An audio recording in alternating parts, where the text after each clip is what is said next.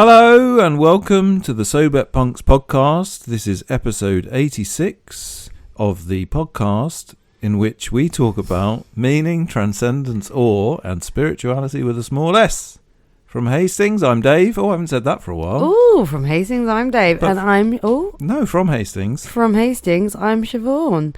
I'm in awe of the way you stumbled through that intro. That was lovely. Well, it just occurred to me as I was doing it that the number 86 means something, and I can't remember what it was. Wow. I think that's a good occurrence. No, to be 86th. What does that mean? It means, I think it more or less means, it's like the old school version of being cancelled, I think. Oh. It's like you're not welcome anymore. You've been thrown out if you're 86th. I've never heard of that in my life. What does that refer to? Being 86 years old or something happened in 1986? I'm not even 100% sure that I'm right in my explanation, so I certainly don't know why. Well, the number, I mean, it could be wrong. It's definitely the number. There's something about 86. Sort of like the number 13. Anyhow, how exciting. We do not advertise this podcast on social media. No. And if you would like to help us out, then you're very welcome to share it around with your friends. Tell them about it if you would like. That's a nice thing to do. I always forget to say that at the beginning and end up saying it at the end. And who knows if anyone's listened to the end. So they might miss it. Well, we might have been 86th by the time we get to the end by the listener's ear. Perhaps so. You're making some stickers soon, I believe. Well, I haven't done anything about it. Oh. We mentioned this on the last episode, and it did occur. Yeah, no, I've done nothing about it. Well, it doesn't matter, does it? You do it in your own time. It's a very nice thing that you're doing. We've got a few excited people that would like a sticker. Yeah. A few. Nothing like feedback, is there? Get nothing for fucking months, and then you say you're going to do some stickers, and all of a sudden...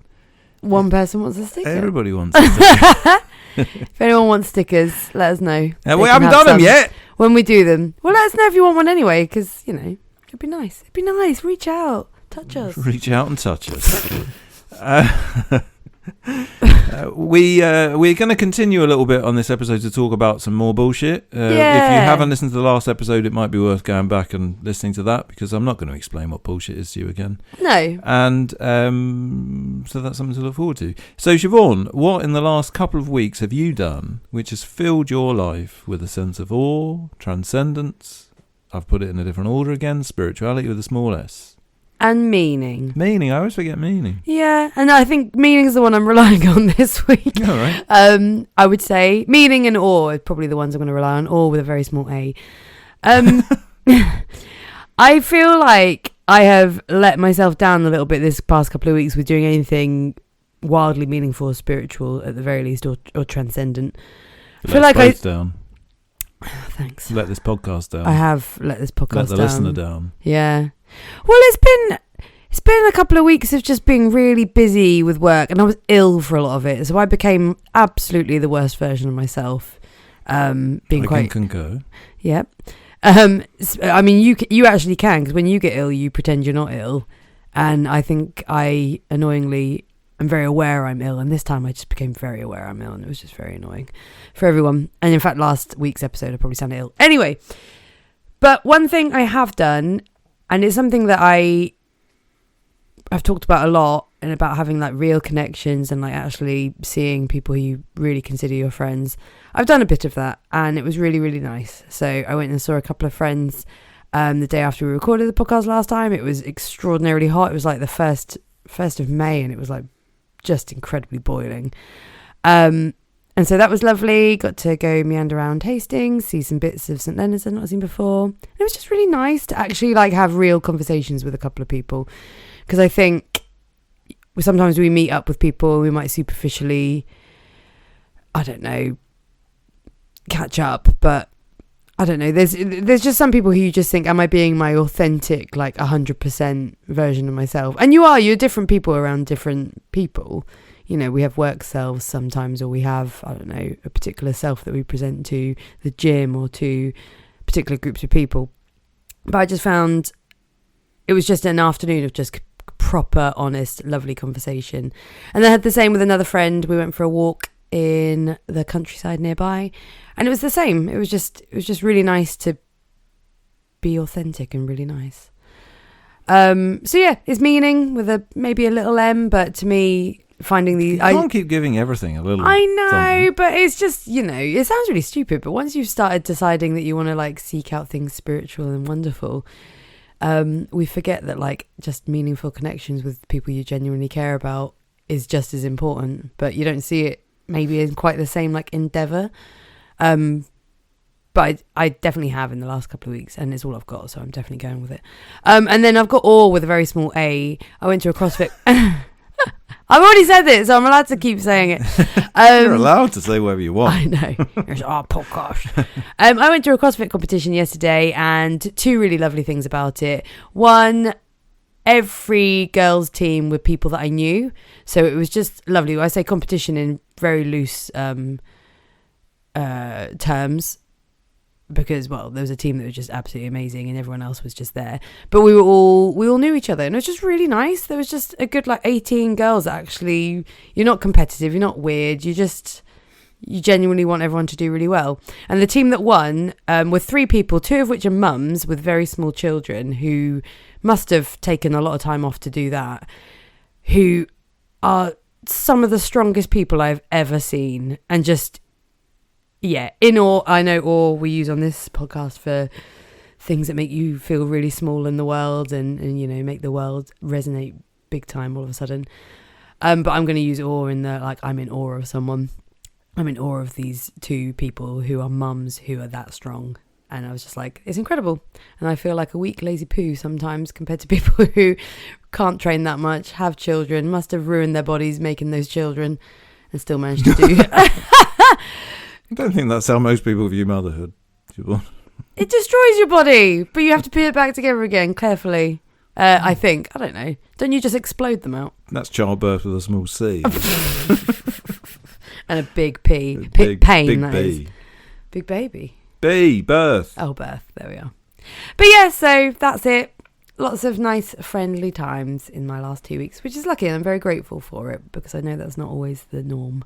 And it definitely isn't always the norm for me, so that's what I appreciate from my last 2 weeks. How about you, David? Meaning, transcendence, or spirituality, any big or small letters that you like. Go.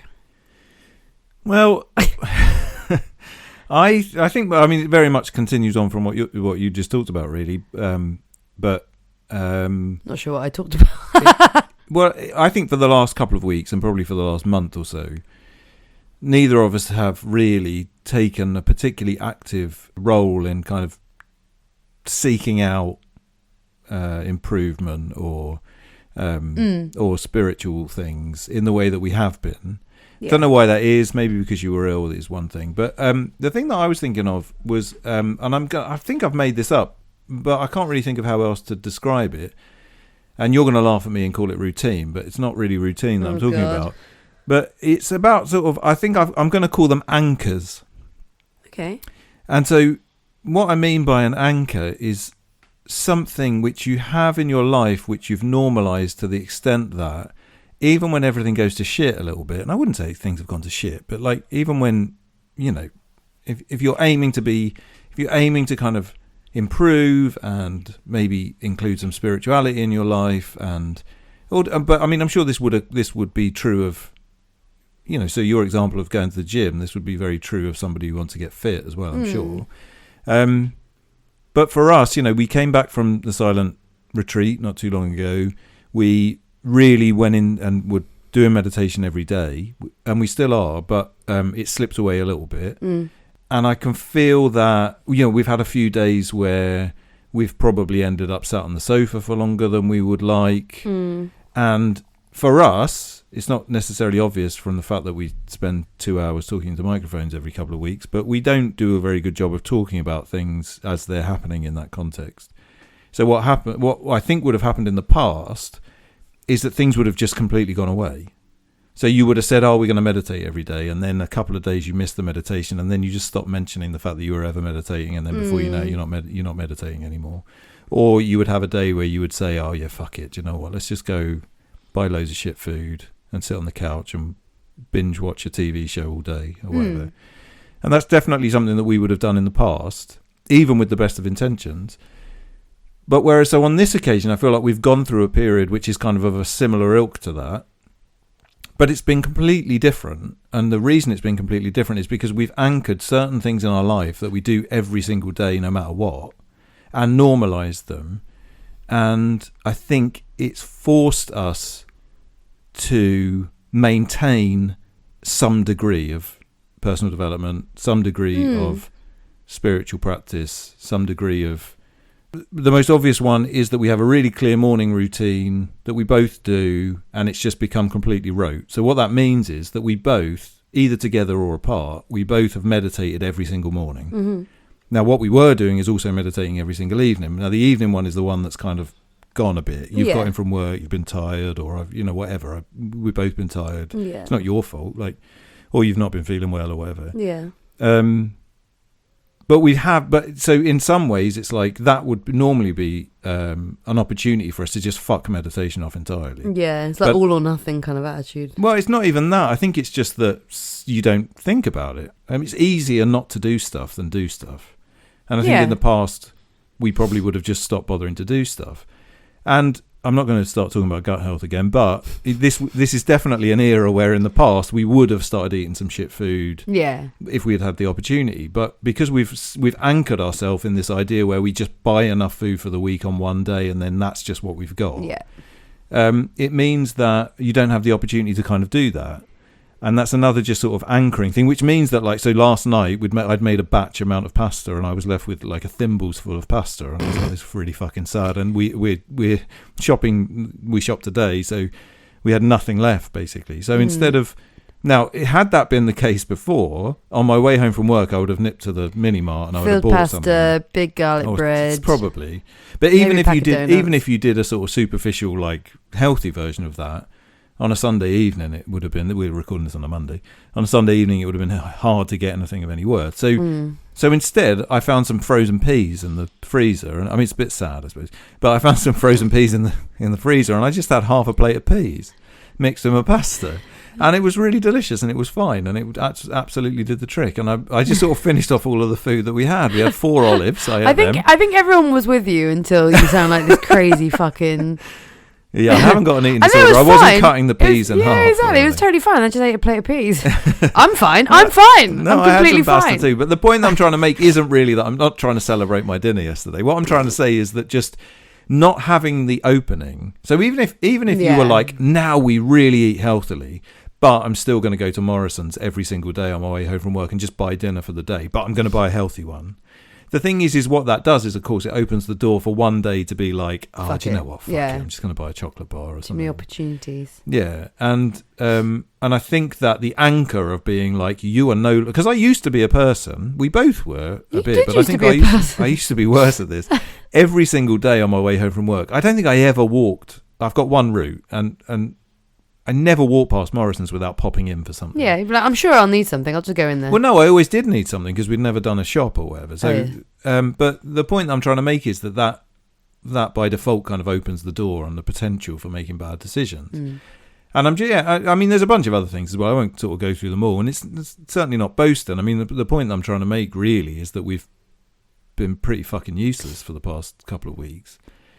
But as a result of having these sort of ingrained things in our lives, I feel like we've kind of minimized the negative effect that's had, and it's not left us in a place where we're now like, oh shit, we're not spiritual people anymore. But also it's at some point the introduction of a spiritual practice will become the normal. So it's really funny because you just summed it up.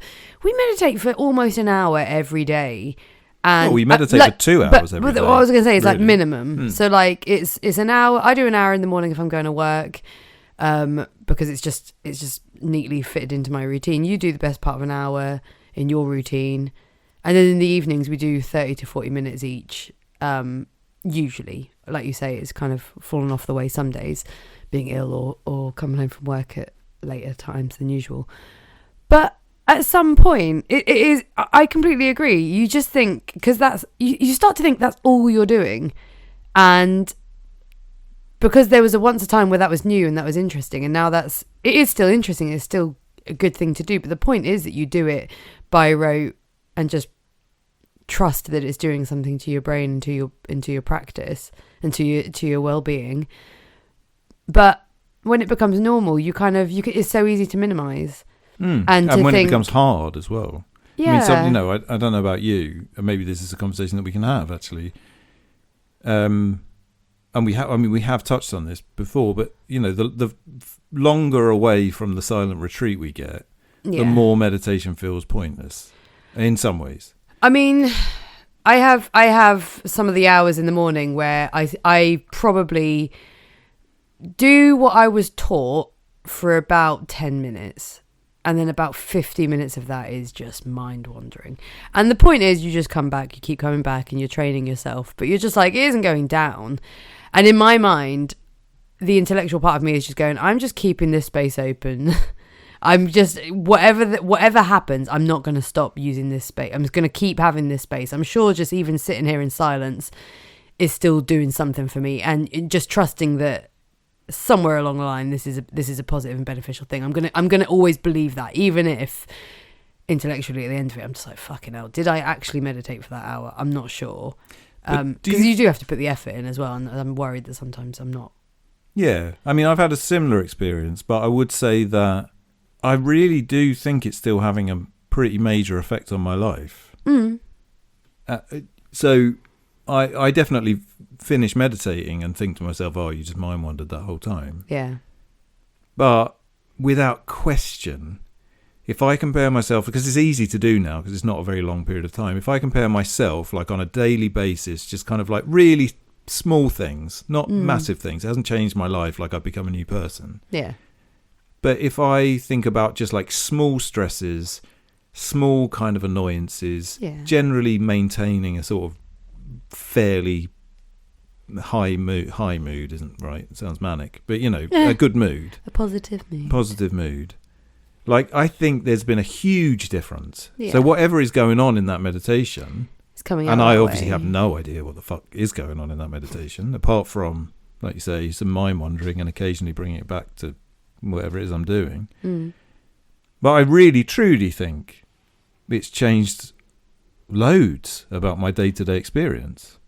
I think it's made me a bit more mindful in the moment and like less reactive in a negative way. Not like it's really hard. Like, my job is constant reactions to things that are stressful or people trying to be stressful, or trying to pass their stress on to you, knowingly or unknowingly.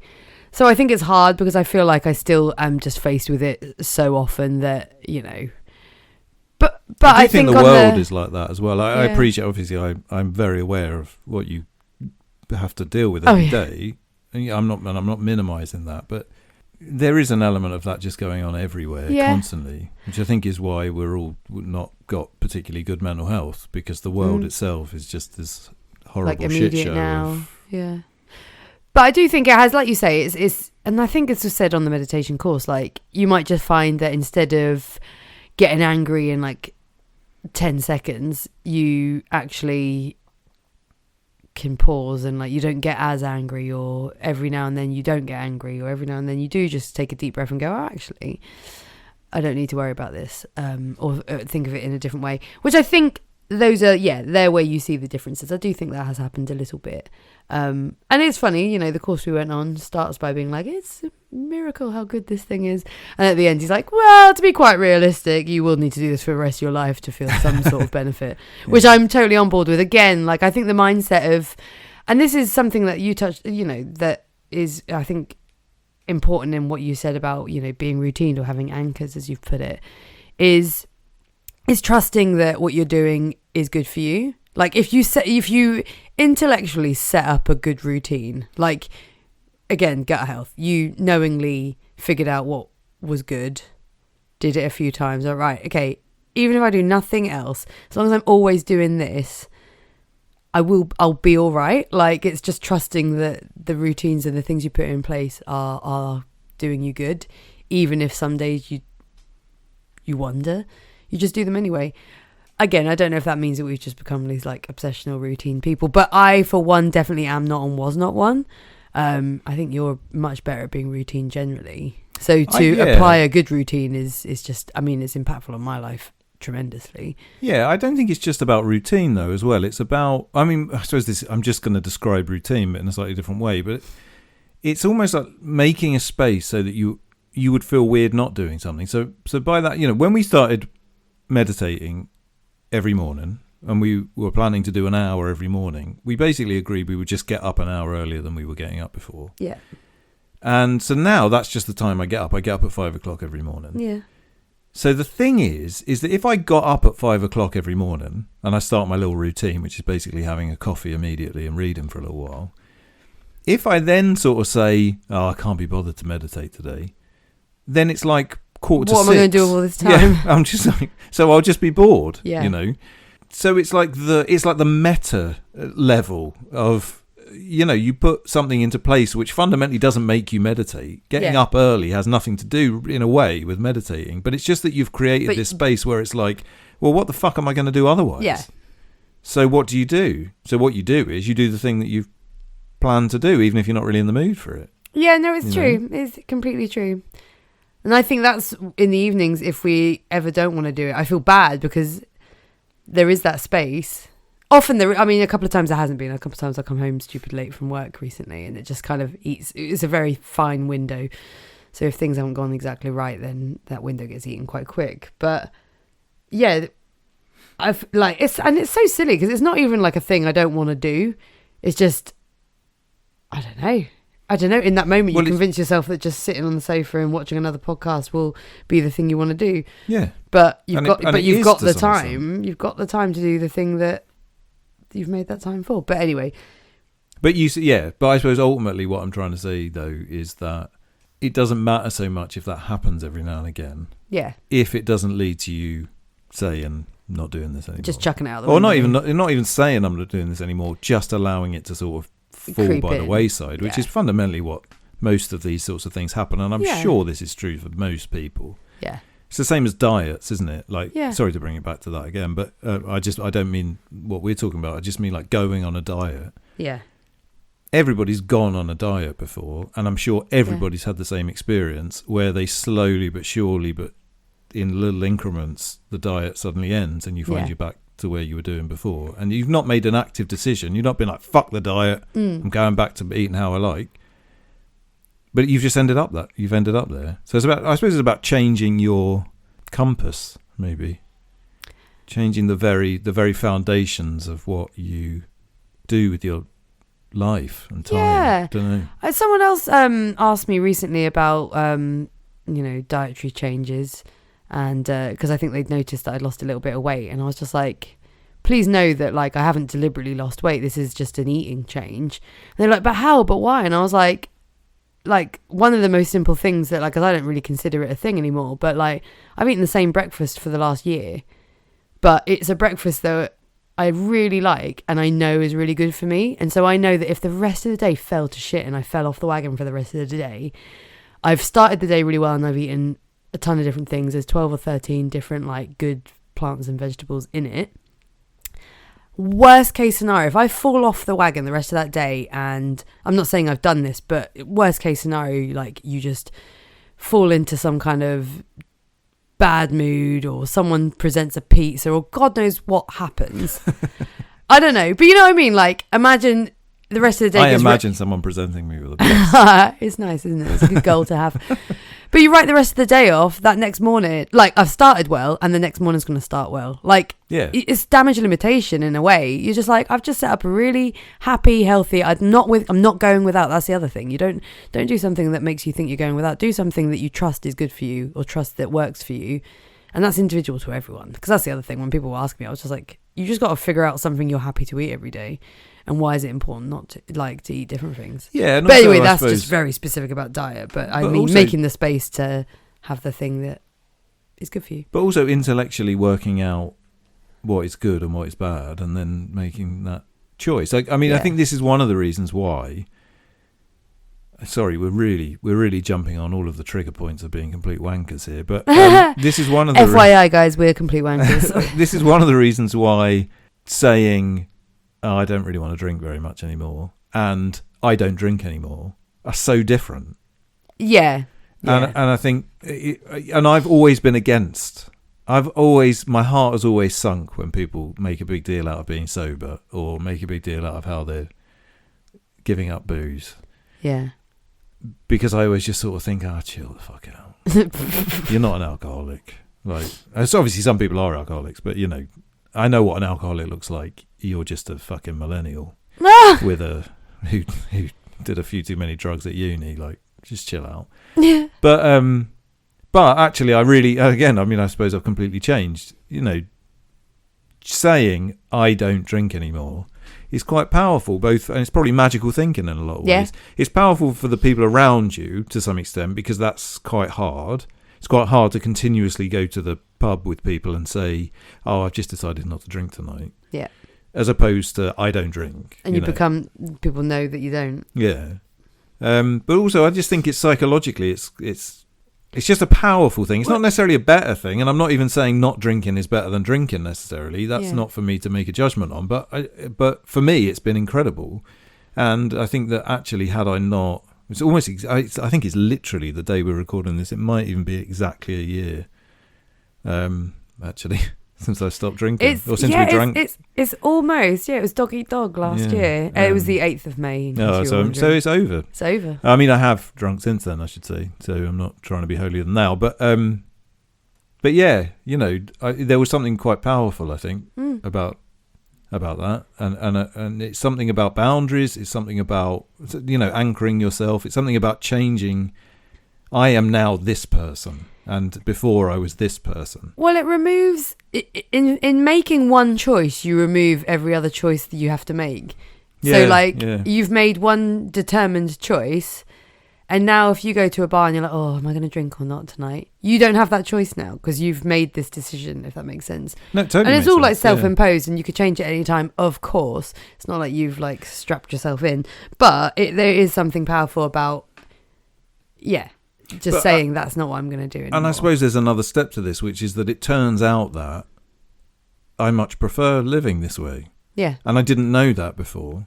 Like, we've had this conversation, I think, before, but, you know, I've taken a month off drinking or whatever, but I've never got to the point where I've actually found out, oh, shit, I don't want to do it. Quite like this life now. Yeah. And I suppose in order to get to that, not everyone will get to that point.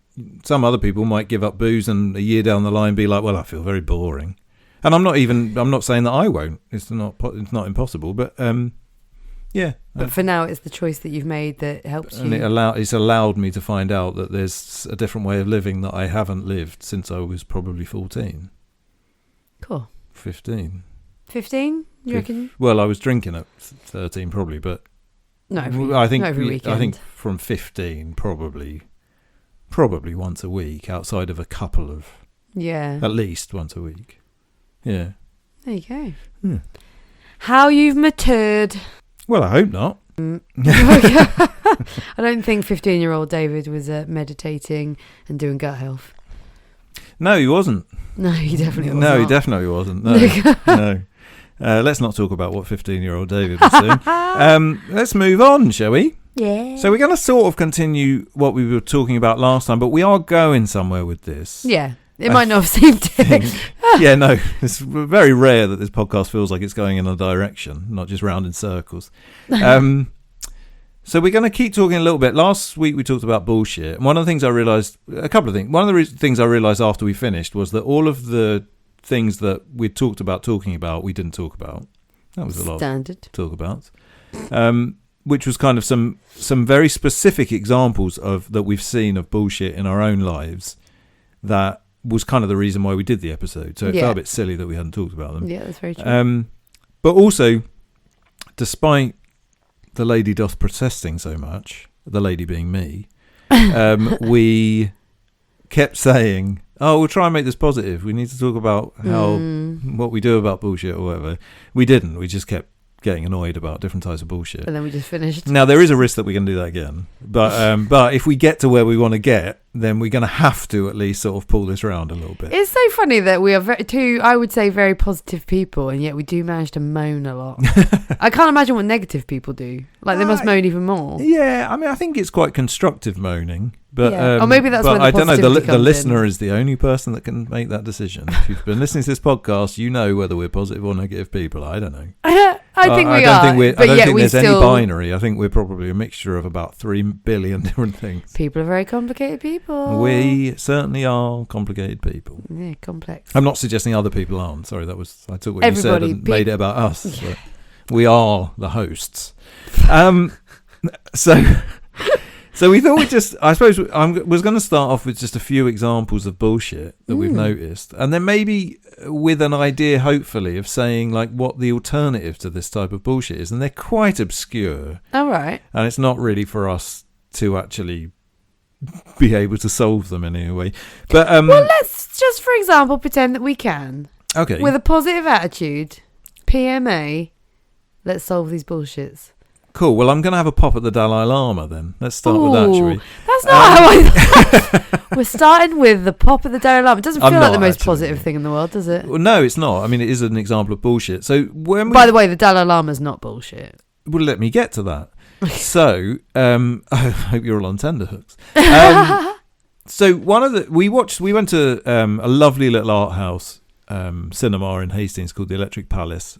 One of our friends put on a Buddhist film festival there, and Haste were playing gigs the whole weekend, so we could only go to one day. And so there was really only one film that we could have picked. Not that we wouldn't have picked this one otherwise, really, but we just went to the film that we could go to, and it happened to be a documentary about the Dalai Lama, and it was fine. It was all right. So I'm not critiquing the film necessarily. And by the way, the festival was glorious and lovely, and everything about it was brilliant. So it's definitely not a critique of that. But there was just one scene in the film which might be famous. I don't really know because I don't follow this sort of stuff. But I can't think how many years ago it would have been either. Yeah, I know. I've absolutely no idea. No. And it was the Dalai Lama being brought out on I think the main stage of Glastonbury, and sort of talking to the crowd. Yeah. Like throwing up the peace sign and being like, come on guys, look after each other, and everyone being like, whoa, back. Yeah, but basically you've described it perfectly. Yeah. And it felt like, so the reason that I bring that up isn't necessarily because anything about that is necessarily like an example of bullshit, but it was this really meaningful thing, and by that I mean person, I suppose, but the story around the Dalai Lama and the amount of meditation that he's done and the sort of wisdom that he's got and all of those sorts of things were there, and what he was saying was probably the type of stuff that he always says, and it was only a clip, so I don't really know exactly what his speech entailed. Didn't Patti Smith bring him out as well? Well, that didn't help. No. But the problem was it was this thing which obviously had this huge weight to it, which is the fucking Dalai Lama talking, right? Which not everyone would necessarily agree, but you know, for us and for a lot of people that maybe think similarly to how we think, that's a huge deal. And like, we just watched this documentary about his life and like the history of it, and he's 90 something years old at this point. He's gone through all of all these incredible experiences, and then they pull him out and stick him into the bullshit world of 80,000 or whatever it is, I've no idea, 100,000, 200,000, whatever, drunk millennial white people with flags who just cheer, aren't listening to a fucking word he's saying, probably don't know who he is, really. Well, like, maybe some people not, probably or probably go home and tell their nan that they saw the Dalai Lama or something. Like, it just felt like something so deep and worthwhile and full of meaning in this environment which was so bullshit. And as a result of that, the little clip that they showed, every word that the Dalai Lama said sounded like a greetings card. You know? And of course it wasn't. What he was saying was obviously very deep. It obviously was coming from all of his years of spiritual experience and all of his thousands and thousands of hours of meditation and all of this sort of stuff. But it was placed into this strange environment. And what kind of like makes me a bit sad is, I don't know if he was an I don't know if he's on the poster for Glastonbury that year or not, or if he was just a surprise guest. But to go and see the Dalai Lama in, is it Dharamshala or Sham? Yeah. I can't think what they call it yet. Dharamshala, or Dharamsala. That sounds better, but I don't know. I think you can say it both ways. Dharamsala is how I'm going to say it. It's quite hard to get, time with him. But when you do have that time, people really, really, really realise how precious it is. And again, there's a different attitude if you've sorted it out and you've planned for it and it's just for you. Like, I guess, of course, the meaning is more high. But that can't be what the people who put on Glastonbury... And people, you know, come at me if you want. I'm sure some people think that Glastonbury is a spiritual experience. I argue that it's definitely not. But that's fine. There's something lovely about festivals and being in one place with people who you think are all the same as you. But I think given how varied Glastonbury is, that's kind of not what it is. It'd be nice if everyone was... I don't know, of the same attitudes or the same morals, but that's not going to be the case. And that's probably one of the good things about it. But that man who puts on Glastonbury has dragged the Dalai Lama over, not to spread the wisdom, not any of that. It's just so he can say, look, I got the Dalai Lama at my festival. Yeah, but there's like I think it works on another level to that, doesn't it? Let's pretend that he was completely genuine. I don't even know if it's the guy anymore, is it? I think it's his daughter. But whoever booked the Dalai Lama for Glastonbury might have been completely genuine. Yeah. Patti Smith, who I don't think has ever been genuine in her life, but anyway, might have been completely genuine. It might have been her that arranged it. I don't know why she was on the stage. But even if everything about it was completely genuine, it lost the translation of placing it within that environment. Yeah. Just made it into this utter bullshit. It's like a big show as opposed to, not a big show, but like I don't know, parading someone around for their potential worth as opposed to actually getting worth from hearing what he has to say. Yeah. I don't know, it's just, but then the flip side of that is, if someone is really big and important and has a lot of positive things to say, it might be that it resonated with a few thousand that were there. And is it worth doing that for the sake of... I don't think it could have resonated just by the environment, but I might be wrong. Yeah, you might be right. Like, I don't want to poo it too much, but it just doesn't fit. There's something about it that doesn't feel quite... I think you're right, time and place, and just most people at festivals... How much of a spiritual experience can you have surrounded by like 150,000 people? Yeah. I don't know. But then, you know, poo-poo on, you know, that's completely wrong when you think of pilgrimages to Mecca. That amount or more. Like, yeah, but I don't think anyone can't see the difference. You're right. I think maybe there are a handful of people that say Glastonbury is a spiritual experience or something, and maybe. But I mean, that is so sad. Yeah. If we've replaced... not replaced, because obviously people still go to Mecca, but if in the Western world our equivalent of going to Mecca is going to Glastonbury, spending 500 quid or whatever it costs to go there and getting pissed and doing shit drugs with some strangers, which I think then we're doomed. Yeah. I mean, this whole, that's maybe why people are looking back at religion. We've lost the church and we've gained Glastonbury. But I suppose which is probably true. Like, I'm actually we're throwing that away, but it probably is true. Yeah, maybe.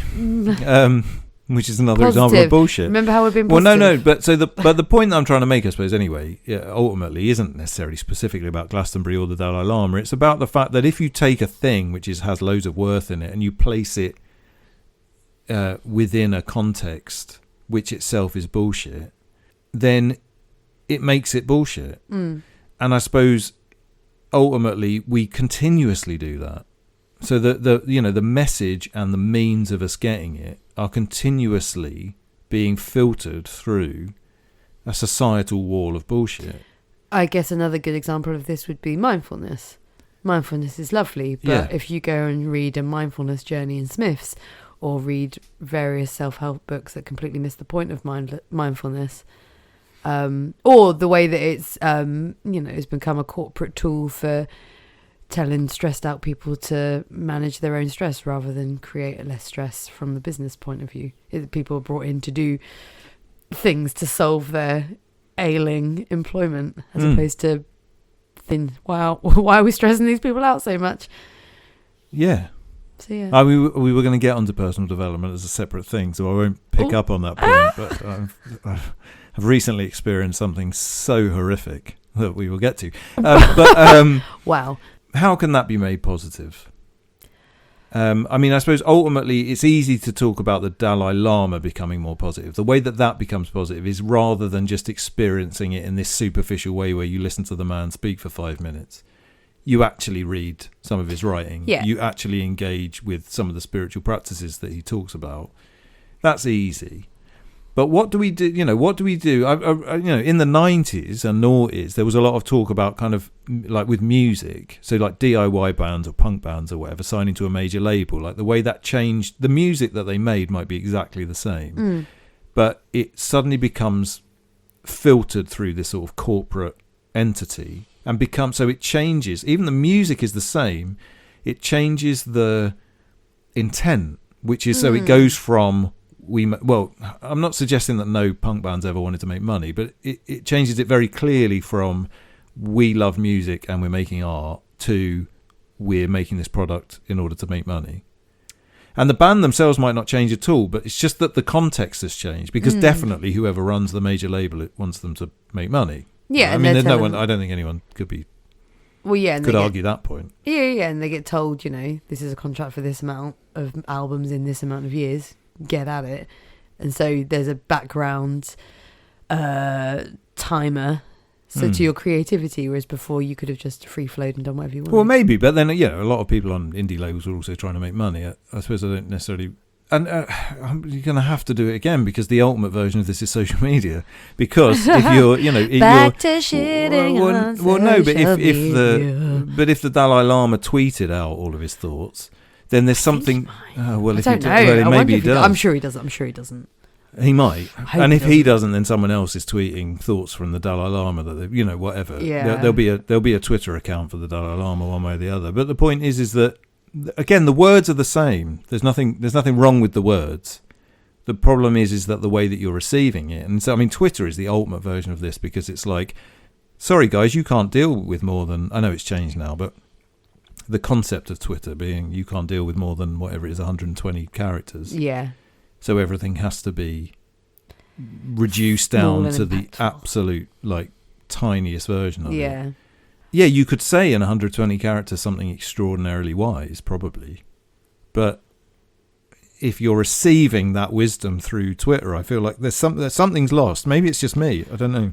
I think it's also your choice, isn't it? Like and what I mean by that is it's the intent with which you seek things. If you've just been delivered the Dalai Lama at Glastonbury, that's very different to finding a way to have time with him at his own abode. But also the intent behind that person is one's dedicated already to wanting that and the other person's just happened upon it. You could say the same for Twitter. You choose to follow people, but really your stream just what's thrown at you isn't that you necessarily want to hear from all those people on that particular day. You're just scrolling and just seeing what random thoughts are coming up. Yeah. And there's got to be an intent to giving these things, but also intent to receiving them, I think. Yeah, I think you're right. So I think the answer is probably from the perspective of what we can do, it's about engaging with things yourself in a meaningful way. Yeah. Like if you were at Glastonbury and you saw the Dalai Lama speaking and you heard him say, love is brilliant. Yeah. The famous Dalai Lama quote, love is brilliant. Some shit. But I feel like everything he said, honestly, everything he said sounded about as empty as that in that context. Yeah. To actually take that away and be like, okay, well, I'm going to learn about this person. I'm going to learn about what his philosophy is, and and then I'll find, oh shit, he does, this meditation practice, or he believes in these spiritual things. This comes back to what quite a lot of people have said in some of the podcasts we've been listening to and some of the books we've read. It is about making and it goes back to what we were saying about routines, to be honest. It's making choices about what you put in yourself rather than just sitting there mindlessly absorbing something. And anyone could make a better choice. It's just that. We live in a world that encourages us not to make better choices. We live in a world where Netflix will just mindlessly give you the next episode, where it will mindlessly scroll through tons of things that have been made just to occupy your time, not really to supplement you with any kind of wisdom or meaning, just to waste your time. And it's the same with social media, and it's the same with everything becoming faster and easier to get to you. It's just to hilariously, it occupies your time more with rubbish things. And so there is something about having intent with what you choose to do, and when you do kind of have that intent, it's not going to be celebrated necessarily, because it isn't going to mean that you go and get a Netflix account. It doesn't mean that you're going to go spank money on Deliveroo. It doesn't mean, like, you know, all these things that you've been told are really easy for you or really good for you. You're not going to be spending the money on them. And there is nothing that's just going to be presented to you in place of that. It's got to be things that you go find yourself.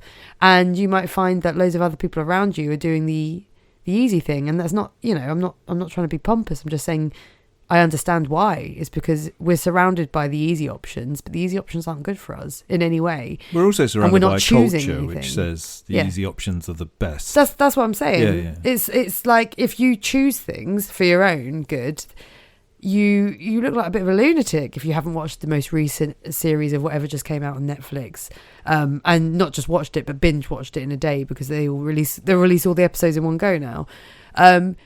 You're a bit of a loon if you've decided you're gonna, you know, buy a box set from the past and watch it in your own time. You'd be like, well, why? Like, there's all these new things you can have.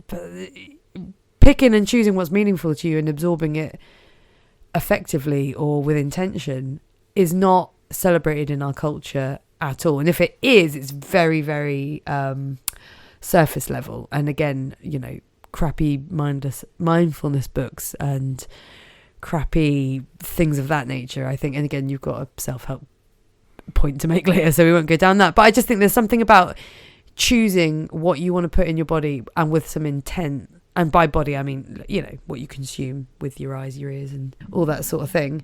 Again, going back to Ray Capo, what you put in is what comes out. Yeah, I mean, that's not what we rephrase it every episode, but something like that. I think that is basically what he says. But I suppose the thing is that maybe this is the point that I'm trying to make, is that, so we've been saying that for ages, and lots more wise people than we have said something similar, like, be careful what you put in because that's what comes out. But ultimately, I do think that there's actually, what this shows is that there's another level to that, which is it's not just about what goes in, it's also about the means with which you receive that. Yeah. I think is maybe not equally important, because there's no question that you can get loads of, I'm sure if you go on Twitter, there's loads of wisdom there. I'm sure that you can find things like through social media. But it's like, I suppose that's just not enough, because I think it needs to lead you somewhere more worthwhile. Yeah. In order for it to be worthwhile. You need to engage with it fully rather than just happening upon it. Happening upon it is great if you do something with it, but it's not often that we're scrolling through Instagram or just mindlessly looking through tweets. And if it happens, I don't know, how meaningfully do we engage with it? I'm sure there are plenty of people that do. I'm sure there are, but it just doesn't seem like it's definitely not what those things are built for. They're built to, you know, they're not built for you to leave them. They're built for you to continue being on them. So nothing, you know, you're not meant to engage with things for any longer or any worthwhile time. But I do think it's the way. So with that in mind, the other option for any sort of personal development would be just to get it done. And this is the idea of biohacking. Now, I don't know if biohacking is a well-known term. It's certainly not a term I had ever heard until about 3 days ago. A man by the name of Dave Asprey is trying to introduce, I'm sure he's not alone, in his book Heavily Meditated, which I would normally be thankful. I got sent a free copy of this by the publisher, which would normally be a wonderful experience, but... Well, it's been wonderful in some alternative ways. From what I can make out, biohacking is taking all of the wisdom of the past and getting it done quick, without any messing around, so that you can just get on with making millions of dollars as quickly as you possibly can. Another way of looking at biohacking is working out what your body needs to work well and then giving it to it. But that's just that's nutrition and not common sense. That's just... I hate that someone's decided, like, I'm biohacking because I've realised that if I eat at this eating window and eat these particular things, then my body works better. I'm just like, well, that's also just nutritional science. Yeah, but it's because you've called it biohacking, it's with the intention of getting things done really quickly or being like super brilliant at something. Well, yes, but also importantly to say, it's not just about. So biohacking suggests biology, right? Yeah. But he's not just talking about eating food or, you know, not consuming certain things or whatever. He's also talking about meditation. He's talking about, like, biohacking your brain. Yeah. just getting it done as quickly as possible. So not putting in, this goes back to your point about mindfulness, is that you can either spend your entire life slowly but surely accumulating a mindful attitude to things, or you can just have Dave Asprey tell you in 2 paragraphs what it is that you need to do right this second every day for this amount of time in order to then be mindful. Now you're mindful. Yeah. And of course that it doesn't work ultimately, so it's a really shit message. This man describes his body as his meat operating system. And doesn't he shorten it to like MOS? Meat OS. Yeah. He says, I don't know where to start, honestly. He was determined to upgrade I'm going to take on Dave now. Determined to upgrade my meat OS. He definitely doesn't talk like that. He's definitely American. But anyway, he does talk like this. Yeah, go for it. Determined to upgrade my meat OS, fix my brain and hack my biology to live past 180. He's one of those fucking lunatics as well. I embarked on a lifelong quest to push the boundaries beyond human potential. This book is the ultimate guide to upgrading your brain, unlocking altered states of consciousness, removing the triggers holding you hostage, and tapping into unlimited energy, happiness, and inner peace. He then goes on to say, I've built a $100 million a year company and created the biohacking movement. Ledge. So he very quickly starts talking about how wonderful he is and amazing he is. Dissolving that ego. There's something extraordinarily troubling about this idea. Well, it's just feeding this. I'm just reading the front of it, and it's the tagline is the fast path to remove your triggers, dissolve stress, and achieve inner peace. Why are we doing things fast? Why has everything got to be fast? To then do what? It comes up again and again that the journey to doing things is how we learn and how we grow and what we get meaning out of. It's the also, what's fun? That's the reason to do. The reason to do self-improvement work is not to get to a goal. Yeah. Really. It's just to go on a journey. Yeah. Which ultimately is going to make the journey becomes your life, and therefore it makes your life better. Yeah. It's not about hitting a target. Exactly. What, like, people have said over and over, like, there's no one knows what the meaning of life is, but every single person I've heard that describes anything wise about any of that, it's always in the doing of something. It's in the process of getting somewhere. It's all the verbs that come with it. There's like, I remember someone describing, I don't understand Japanese Zen koans at all, but the point of them is the process of trying to work out what they are and what they could mean. And it's all, if you get to the end, you kind of miss the point. I think you're meant to just contemplate and think and think and think.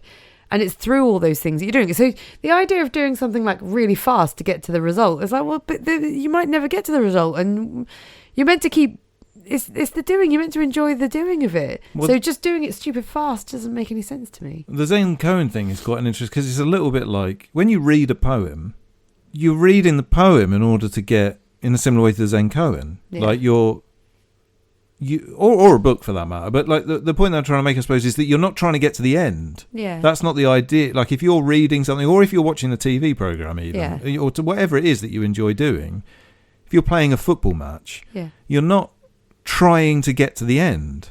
You're enjoying the rest of it. In fact, when it ends, it's kind of the worst bit. Yeah, I was about to say the amount of times when you get what you want, and then once you've got it, you don't want it anymore. Because that's like, I mean, there must be an algebra behind that. Like, once you get what you want, you have what you want. So you physically can't want it anymore, because want is only a word for something you don't have. Yeah. And so when you have it, we're not very good at having things. We just then want the next thing. And I think that's unfortunately, it's quite an intuitive thing. I don't know where that comes from, but there must be some kind of weird reason for it in our biology. Well, I think it's because the best things, the things that we should all be aiming for, don't have an end point. Yeah. I mean, outside of death, ultimately death is the end point, right? So we all understand that we've all got, well, he thinks he's going to live to 180, but we all understand that we've got a point where this is going to end, right? Yeah. So anything meaningful that you do in your life, if you're looking forward to it ending, it's like a little death, right? Yeah. Yeah. So the thing is that the important things and the things that actually mean something, it's like getting married and looking forward to the end of it. That's not how marriage works, right? You don't do things that are of any worth, like pick whatever thing in your life is worthwhile and you see loads of meaning in, you're not looking forward to the end of that thing. No. In fact, you're not even thinking about the end of that thing. In fact, that thing doesn't You really hope even it have doesn't. an end. Yeah. I mean, obviously, again, it has an end, but in an ideal world, it's when you die. That's so true. Like wishing for endings. Oh, I've never really thought about it like that, but it's completely true. Because I resonate with the idea of like the process being the point. But yeah, every time something ends, why are you wishing time? Why are you wishing anything away? Well, I mean, that's Like, ultimately what mindfulness is, isn't it? I suppose. Yeah, it's being appreciating present in the moment, because that's all that's real. Because again, past doesn't exist, future doesn't exist, so on and so forth. But like wishing it away is literally wishing for a small death. And so, in the context of like, so you talked about mindfulness meditation, and you know, I mean, everybody does now in this context. Almost like mindfulness has become, like you say, a sort of business term or something. Oh yeah. Like you go from being I am a person who is not mindful, I am now a person who is mindful. Mm-hmm. That is literally not what it is. No. There isn't an endpoint to it. And even if there was an endpoint in some sort of obscure way, there is absolutely no way of any of us knowing when we get there. You can't say I am now mindful, because you don't actually know. You've got the idea of what mindfulness is, but you don't actually know what it feels like to be mindful. It's a process. And I would say, obviously, in Buddhism, there is this idea of enlightenment and people reaching this, attaining it. So if there was ever to be a goal or a way to get to an end point, then it might be that. But people within Buddhism will say, oh, this is many lifetimes worth of work. Like, and they put it that way, I think, just to make sure people realise, whilst we might glorify that there is an endpoint and that, you know, there was this Buddha that managed to get it, and various other people have too, you know, don't think it will be for you. Just keep going, because they want you to know that the process of doing it is the whole point. And you know, within Buddhism, you do it for your future reincarnated whatever, but you know, knowing that it's not going to be in your lifetime. So if you were ever aiming for a goal, you'd be fucking sad. You'd be really sad, because the point is that, you know, you're probably never going to get there. I sometimes wonder whether that whole idea of reincarnation, or belief in reincarnation, shouldn't really call it an idea, I suppose, is actually keeping in mind what we've talked about before, about how religion should be read not as prose but as a poem. Yeah. So, i.e., that most things are metaphorical. The metaphor, if you can take, and I don't mean to insult anybody that genuinely believes in reincarnation, but I would argue that some ideas like that are placed upon religion by humans. If you're provided with a poem and you take it as prose, then that's human beings doing that in their brains. Seeing through human It's eye. not necessarily what it originally meant. But I sometimes wonder whether that's what the metaphor of reincarnation is. Actually, Living it's for saying, the future. Well, no, it's saying that there's no end to this, but also saying that the journey is longer than your life. So if the journey is longer, if it takes 3 or 4 lifetimes in order to do it, and we maybe accept, for the sake of argument, that reincarnation isn't actually a genuine, real thing that actually happens, then it becomes a metaphor for kind of, the journey is longer than your life, so therefore that places your life within a certain... It allows you to relax a little bit, I suppose, about not getting to the end point, because you're never going to get to the end point, because the journey is longer than you are. Well, and there's so much to say, so I'll just be quite quick. But I think within... You don't have to be quick. If there's so much to say, please say it. So within that, you know, that's where the idea of previous lives karma comes from. So it's a way of totally accepting your lot, because you may have had, you know, if terrible things are happening to you, you might, within a karmic kind of understanding, believe that this is somehow deserved from a previous life. And so you have a real-time feeling of what that might be like. But also it removes the responsibility from yourself. It removes the idea of, oh my God, I've got bad luck. It's like, well, no, it's not bad luck. It may be a very real thing that's come from the past, but equally you have no control over it. So no point in freaking out about it, but you do have control in the way that you live day to day. And if you believe that something in the past gave you this life, you can increase the, you know, you have the life that you have, get on with it, and then the next life for someone else might be better. There's also within that a kind of, I kind of like the idea of a responsibility, like a connection and responsibility to something other than yourself. And that could be a future life in someone else's, someone else having a good life because you lived well. Yeah. I think that's a really good way. Some people won't do things for themselves. Metaphor. These are all different metaphors. I absolutely agree. I mean, that's another wonderful way of looking at it. Yeah. I think also we hold these things. So another one is heaven and hell as a caveat to better live well in this life, because you don't want your afterlife to be shit. You want it to be glorious and in paradise. And you get that by living well and doing good deeds. And it's kind of like a carrot to doing well. So even if you feel like you can't be bothered to be a nice person, I don't know, that's a horrible way of framing it. But if your belief is that you only get into this thing that's amazing if you live well and you do well and you're nice to other people, then, any reason's as good as others to be nice to other people. I do think it's kind of like this weird carrot. But yeah, it's all the idea, what happens to us in the afterlife, whether I believe it or not, all of them are very good metaphors and good carrots for doing well in this life and being nice to people in the here and now. Kind of feel like people have, if I'm going to go out there and say, if someone made all this stuff up in all these various religions, they did it because knowing that humans need a bit of encouragement to be nice, I would say. Yeah. Inherently. Yeah. And I think that our culture is then our culture is built on the Christian way of looking at the world, and other cultures are based on other religions from those areas of the world. Yeah. But the culture then is shaped by, so a lot of the things that we now see, I mean, this is certainly true in this country, like most of the laws, most of the things that we absolutely agree are abhorrent, no question. They weren't necessarily considered that abhorrent before religion came along. So our culture was built on the back of ideas which came out of Christianity, and so they're really ingrained in us. Now, that doesn't mean anything about whether Christianity is real or whether you should believe in a man in the sky or anything else, but it is a fact of life that it's sort of somewhere ingrained in us, and in a lot of ways that could also be the same metaphor. Sorry, I'm really mixing up all religions now, but in a lot of ways that's another version of looking at, like, I've had loads of previous lives. Yeah. You may not have literally had previous lives, but your existence is built on lots of previous lives, whether those be your ancestors who literally created you biologically or culturally. Culture from the past. I would say that all of these, just getting back to our point about things not being quick and easy and worthwhile doing, are long. These are all lifelong pursuits.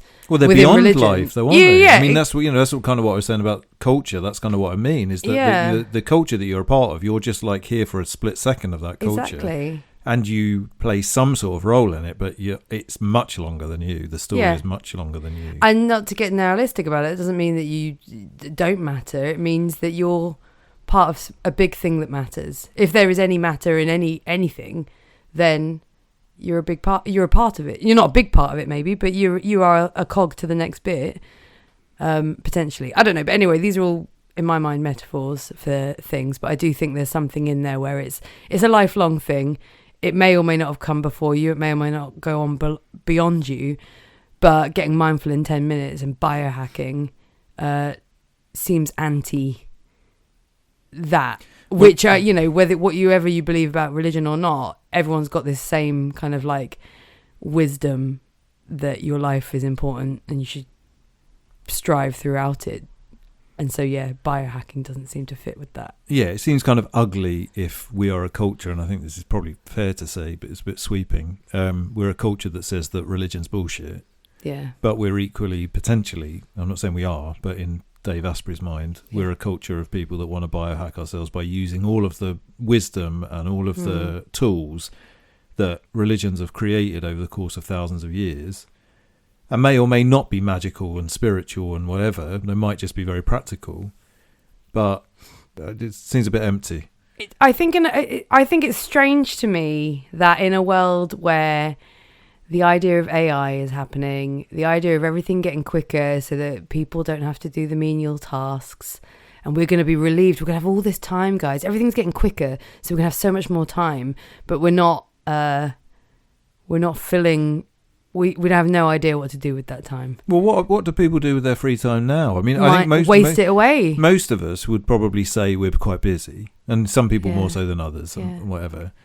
So if we lead very busy lives and we're busy at work and stuff, and then with the 3 hours that we get in the evening, watch Netflix or whatever, then what's the point in having more time to do that with? Yeah, that's exactly what I mean. I was listening to someone talk the other day, and she was saying we're a culture of people who have within a second, we could bring up every single great piece of literature that has ever been written, and we sit and watch Love Island. Yeah.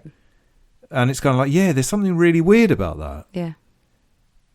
And I can't get my head around that. Why do we not think to ourselves, oh my God, I've got the entire world at my fingertips. I could do anything. Yeah. And we watch Love Island. Well, I mean, I think probably the answer to that is that having the entire world at your fingers is too much. Yeah. And we can't deal with it. So you just go for the easiest thing that's closest. Waste time. Because it's overwhelming. I do think people... That's what scrolling is, right? Well, yeah, well, the mental health crisis, the anxiety uproar that we have... Everyone's feeling a bit overwhelmed. Uproar. I'm going with it. I made that up off the tongue, and now that's mine. Off the tongue? You're really coming out with them. It's Norfolk. That's what's happening right now. It's Norfolk. You bung words together with intent, and it turns out they might make sense. But it comes back to your intent with what the choices you want to make are. And I do think we are very overwhelmed. We have too much choice to make, and there is this feeling of, it's weird. We feel like we don't have enough time because everything is, stressful. So we're told we need all these time-saving things so that we can have more time because you don't have enough time. It's kind of like the message that we're being fed, and AI is going to be brilliant because then you'll have more time. But we're not a culture that prioritizes seeking what to do specifically with all that time you're going to have and how to make it meaningful. And then that's where the dread falls in, where people are like, oh my God, I don't know what to do. Again, like the feeling of boredom, people don't have it enough. And I used to be like, oh, well, I'm too busy to be bored. But I think there's some people who could be would benefit from being a bit more bored, should probably be bored and then have that free brain space. Because this is the thing, like those people are bored, but they aren't doing the scrolling and mindlessly watching Netflix. Just have 10 seconds with yourself to get bored. It's not 10 seconds, 10 minutes. Have 10 minutes with yourself getting bored. Fucking 10 days. Yeah, exactly. Go get bored. Let your brain wander. Figure out what you actually like, what you're interested in, and then seek it out. Because that's the thing. I think we think we don't have time because we're mindlessly numbing it, like we're just whiling it away. And they're like, if I only had the time to do those things. I'm like, you do if you choose to make that time and make better choices. But and I don't think, and I'm not trying to get at people, I do think our culture is trying to snub us of the realization that we have choice and we can do things with intent, because the things that we have, that we allow into our lives to make things easier. Oh, isn't Netflix amazing? Because I don't have to go to a shop and choose what I actually want to go and watch. I can just have things brought up to me. And actually, sometimes the algorithm will pick things I'm going to like. So I have even less choice. But isn't it amazing? Because it knows me. No one knows you better than yourself. You just haven't met yourself in a really fucking long time. Well, in that context, being bored is quite dangerous, because if you're to the sort of culture, the norms, because if you're bored, it gives you the space to actually think and say, what am I doing? Oh, what am I doing? Being boring. Different. That's perfect. Yeah. That's what, sorry, this is going to sound like a conspiracy, but that's what capitalism wants. It wants you to be boring because it can provide you with loads of boring things in order to fill your boring time. Whereas being bored, having a gap to think about bigger things maybe, or smaller things, or just think about your life, or think about what you're doing, is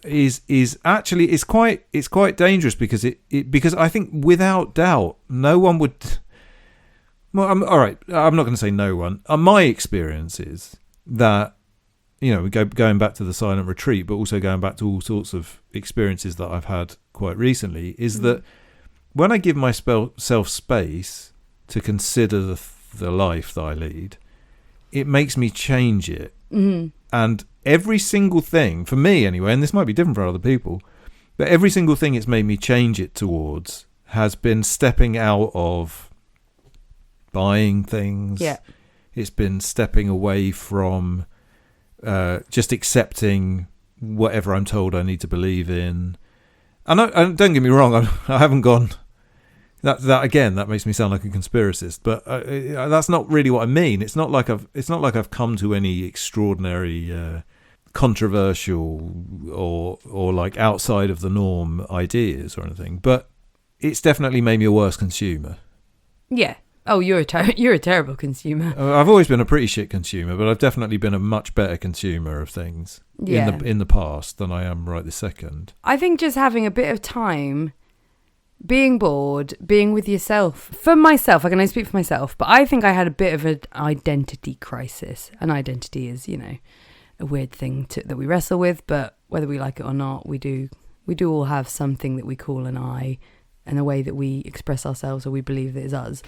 Of course. There's so many arguments against that, of course. But let's just assume that we all accept that, for better or worse, we have things that we decide is somehow our identity. But I remember feeling like I had a bit of a crisis of it, and it's only now that I'm looking back thinking I think that I allowed myself to just be run by the things that were running me, and eventually I felt, and I couldn't figure out why. I just felt not great, but not for any particular reason. And the thing I kept coming back to is I don't feel authentic. It was my one bugbear about my life and myself a few years ago, and going back some time, is just this worry that I'm not being authentic, that I'm being superficial, that I don't have real friends, that I don't have real connections. And I don't think it was me specific. I do think I wonder if there's tons of people that feel this weird, not dread, but this weird anxiety. All these words are too strong for it, but anxiety or dread, or just some feeling that you're not really being yourself. And the best thing you could do is get bored, remove yourself from all those things, because it makes you, when you're mindlessly being shown things on Instagram, like, oh yeah, no, I really like that. Oh yeah, those clothes are really, that fits my identity so well. But it's just because it's been watching your posts for ages. It's feeding you things. You haven't become yourself. You've become the internet version of yourself, or the social group version of yourself, or, the work version of yourself. Well, and we all do have these different versions generally, but yeah, I just had this weird feeling of inauthenticity that I think now my desire to have connections with people in a very real way, you can only have a connection with someone. Two people have to be there. And if you're having a genuine connection with someone, then you're probably being your genuine self. Yeah. It's funny enough, I read about this. I read a book recently called Rise Above, which is by somebody called Dr. Scott Barry Kaufman. Now, the book does fundamentally fit into a lot of what we're talking about in the context of sort of the self-help industry. The bullshit self-help. But it's particularly good. I would really recommend it if you can put up with a fundamentally self-help book, because I would listen to him talk. He's wonderful. The reason that I bought this book was because I'd heard him talk, and I thought his ideas about victimhood and kind of stepping away from that in order to make your life better was very wise. And this was a book about that, and I thought, okay. But he talks about authenticity, or inauthenticity, I suppose. But that we've kind of got confused about what that actually means. And it's funny, I had this down as something that I was potentially going to talk about today, and you've just sort of, I think it's kind of an answer to what you just said. So the idea of like having a single true self is a convenient fiction, but he describes having such a thing as a best self, which is completely different things. But he says, like, an important step to healthy authenticity is being aware of your impact on yourself and the world. It's not about simply telling people everything you're feeling and thinking, which is obnoxious and could get you into social trouble. It's not about yammering about yourself and your greatness, which is narcissism. It's not about doing whatever you feel like doing, no matter its effect on others, which is psychopathy. And it's also not about doubling down on all of your personal values and defending them come hell or high water, which is closed-minded and inflexible. Instead, healthy authenticity is about self-accountability and self-acceptance.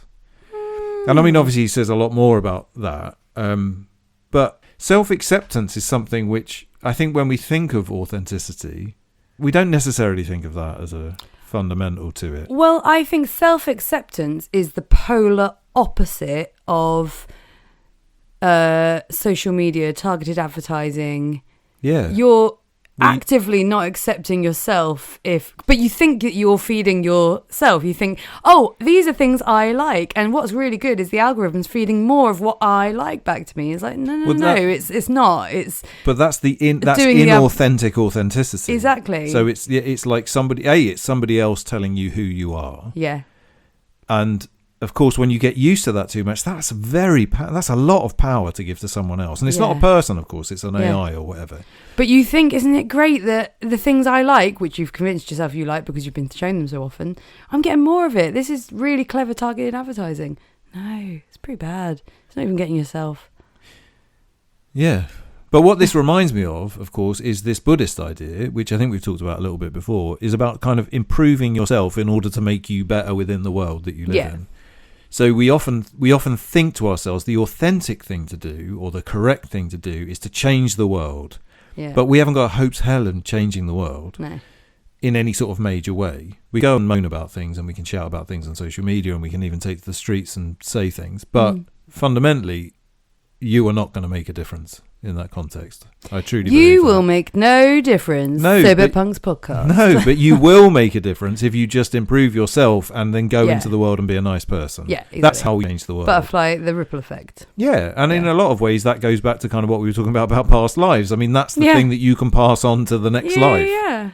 Is being kind and thoughtful and maybe a bit wise or whatever. You know. And there are some people that are going to be quite, not selfish, but like a question might be, or why care about the future? I want to care about myself, not the future version of myself. People might, struggle with the idea of that, being good so that other people can have good, or being good so that in the future can have good. Well, that's what we've lost as a result of not having religion in our lives, because most religions are based specifically on that concept. Mm-hmm. No, but I agree. I was kind of saying it almost rhetorically, but also to kind of get you to say that, to be honest. I fell into your trap. No, but I think a lot of people would say that. I do think a lot of people would be like, why would I care about the future me? I care about me. I want my life to be good. Well, also, and I'm like, that's the attitude that's going to actually make your life shit. But you can also, you see, this is how people view mindfulness as well. Yeah. Like I don't. My idea of living in the moment is fuck everybody else and fuck me in the future and fuck me 10 minutes ago. It's about mindfulness is about me living in the moment and having the best possible time I can have right this second in time. Yeah. That misses the entire point of mindfulness. Exactly. And doesn't provide you a mindful attitude to your current moment. No. And ultimately, and I truly believe this, even though you're the one acting like the arsehole to other people, and that's why I went through that list of like psychopathy and what have you, is that you're also making your own life worse. Yeah, 100%. And you're more miserable. You might not think that you're miserable. You might think, I'm fucking smashing it, bruv. But you're not. You're having a really shit time. You just don't know what a good time feels like. You just don't know what a good time feels like. But then that's... I'll tell you who does. Dave Asprey. Oh, God. Do you want to talk about Dave a bit more before we move on to more sensible things? No, I think you can make your point if you'd like, but I would like to just share with the listener that Dave Asprey did write a... I found you giggling at this when I came home from work. Well, come on, this is absolutely unbelievable. So he wrote something about how you can use sex and the power of sex to make yourself way better. Yeah. Get this, says Dave. If you've ever walked into a room and something felt off, that sensation didn't start in your head. It likely started in what Tantra refers to as your yoni or lingam, or what's more commonly referred to as your vagina, brackets, pussy, or penis, brackets, cock. One of the most incredible literary decisions I've ever known anyone to make is by thinking to himself, I don't know if they're going to know what a vagina is, guys. Better put in brackets pussy. Yeah. They'll know that. Sorry, what's this vagina? Pussy. Oh, no, my pussy. Oh, I get it now. Sorry, I've never called it that. Sorry, Dave, what's a penis? Oh, a cock. Yeah, gotcha. Twat. Yeah, sorry. Another word for it. Anyway. Yeah, that's Dave. Well, what I was going to say is maybe one of the reasons, and this is, plus point for religion and poo-poo point for culture without religion, is... one thing that could be argued about mindfulness being so banal in certain cases is people really haven't understood what it is about and where it comes from and for why it's important. And I would say that within Buddhism, mindfulness was never meant to be one thing. It's part of a group of practices or a group of understandings that all play a part in bringing you to meaning and understanding the world and connecting with others. And mindfulness is not one. I think it's part of 8 things that bring you to... You don't think, Siobhan, you know. And well, I know what you're doing. I'm trying to do a thing. No, but it's not... every time I've brought or been to anything that's teaching mindfulness or meditation from a Buddhist point of view, they're very keen to make sure that you know that it's not to be singled out. It's to be done in line with many other things. It's part of an 8 thing. You can just say it. So the eightfold path. But it's not meant to be singled out. And where it loses its meaning and loses the reason why it's useful and good is because it's been removed from that. It's been singled out as the one, because it is it's the very practical part of the Eightfold Path is the meditation, is mindfulness. So it's been singled out as the thing to do. But if you do it without understanding of the rest of it, it loses its purpose. It has a different purpose that's been bastardized and used in self-help and used in, again, its introduction into corporate businesses to make stressed employees less stressed so they can keep giving you things to be stressed about. Is fucking disgusting. But that's where it goes if you remove it from its actual spiritual practice, which it has been done. I think it's almost a little bit like if, from a Christian perspective, it would be a little bit like if a corporate boardroom, before they had a meeting, all sung a Christian song together without mentioning anything else to do with Christianity. Well, it is not reading the Bible, not telling anybody about what it's about, not telling anybody about the story of Jesus, not doing any other of the rituals, not being baptized, not doing anything, but just being like, sing this song, you'll feel better, and then we can get on with making some money. What, you mean like at school when we sing a hymn every exactly morning? Like that. Yeah, I was just like, you're literally describing my primary school. We at least had the Lord's Prayer as well. So? Yeah, true. Anyway, but yeah, that's exactly what we did. It's kind of weird, isn't it? But yeah. I wonder if they still do that in primary schools. Yeah, they do. I'm reading a book at the moment written by a young person. And the young person reflects back on her schooling, and it sounds like it was very similar to my schooling. And it's just weird. You just did it. Yeah, but actually, she makes a very good point in this book. I might have to talk about this book at some point, although not for the next 8 weeks, but we'll get there in a minute. But it's very interesting. If you think about the Lord's Prayer, what it means, getting a bunch of little kids to sit around and say, forgive people that do wrong to me, and, using really oldie worldy language. Yeah. In a lot of what I definitely at the time I thought it was rubbish, and overall probably I think most people would think putting religion in schools isn't a very good thing. But actually the Lord's Prayer itself, like if you think about the meaning of it and remove it from any sense of actually God or religiosity Jesus. at all, but just like the words that are being said are extraordinary. Yeah.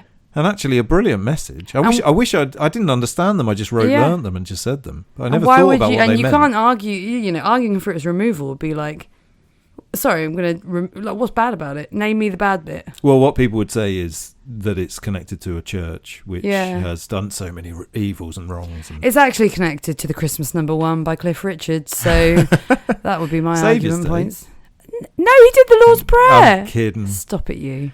As to what Siobhan was trying to do, and we've been rather clumsy about saying, I didn't know if we were finished talking about our discussion. I think we're going to have to, yeah, because we've gone on for a while. We didn't really cover everything again, but anyway, it doesn't matter. Well, you got your Dalai Lama story in, the ultimate version of what we're talking about, i.e., taking what I suppose is fundamentally like self-help, personal development, and also like spiritual practice. And getting rid of the bullshit around it. Yeah, a way to overcome bullshit is to actually learn about a non-bullshit version of it. And so we are going to be discussing over the next 8 weeks, or 8 fortnights. Yeah. Each episode we're going to do one of the Eightfold Path. It's going to be rough as hell.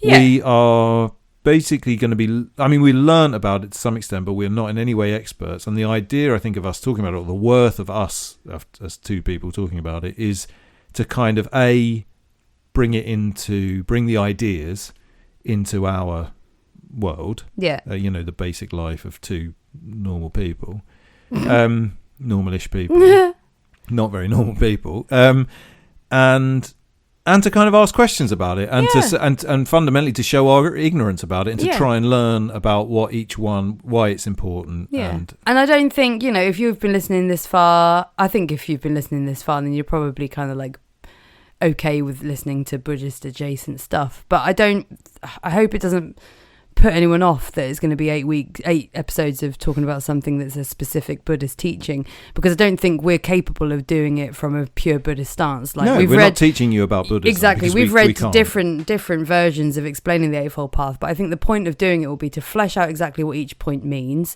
flesh out exactly how it connects to us in a daily life, as a general daily life, and then just see where it goes from there. Like, how can there is a wisdom behind all of it, whether you believe in the spirituality and the philosophy of Buddhism or what the Buddha taught in any way. I should probably say the Eightfold Path has no spiritual element to it. No. It's not spirituality, it's literally practicalities. It's a self-help book of 2,500 years ago. Yeah, exactly. Really, fundamentally. Taught by one man who wouldn't have called it Buddhism. He just called it common sense at the time. This is a way to free yourself from self-deception, which is what bullshit is.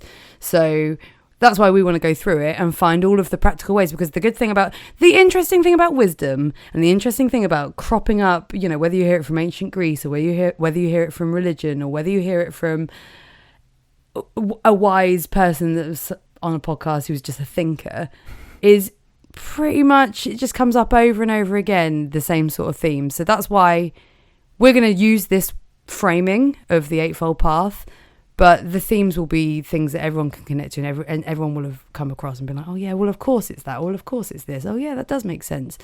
And we're just going to see how far we can take making sense with each point, really. There we go. There you go. And now we're going to 86 ourselves and get out of here. Maybe. We don't know what it means still. Thank you very much for listening. Beautiful. You can contact us at shamcityroasters@gmail.com if you would like, and we do this every 2 weeks, and we will always be here every other Thursday, and if you are here too, that is lovely. Yeah. Goodbye. Goodbye.